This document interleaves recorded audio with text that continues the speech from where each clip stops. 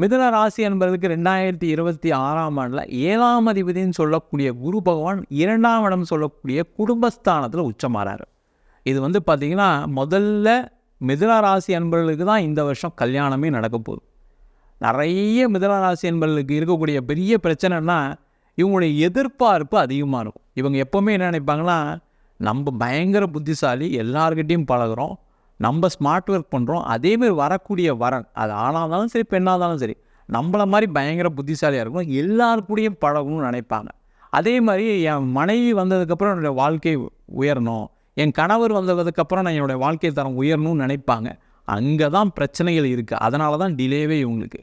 அந்த விஷயங்கள் இல்லாமல், பெருசாக எதிர்பார்ப்பு இல்லாமல் ஒரு வரன் தேர்ந்தாங்க அப்படின்னா இவங்களுக்கு நல்ல வரன் வரத்துக்கான வாய்ப்புகளே இருக்குது. காரணம் என்ன, 7ஆம் அதிபதினு சொல்லக்கூடியது தான் நம்ம கலத்திரக்காரகன்னு சொல்லுவோம். அந்த கிரகமே உச்சமாகக்கூடிய காலகட்டம். அப்போ என்ன ஆகுனா, இவங்க எதிர்பார்த்ததை விட அதிகமாக தான் வரப்போகுது. ஆனால் அதை முதல்ல ஜாதகம் பார்க்கறதுக்கு முன்னாடி ஃபோட்டோ பார்த்தே நான் டிசைட் பண்ணணுன்னு சொன்னால் என்ன எப்படி இருக்கும்? அப்போ அங்கே பிரச்சனை வரும். அது மாதிரி இல்லாமல் வரனை போய் பார்த்து செஞ்சு எல்லாம் முடிவு பண்ணி அதுக்கப்புறம் இவங்க எதிர்பார்ப்பு சாட்டிஸ்ஃபை ஆனால் பண்ணிக்கிட்டால் பிரச்சனை இல்லை. இல்லைன்னா அதில் ஒரு தடை இருக்குது, தாமதம் இருக்குது, கவனமாக இருக்கணும்.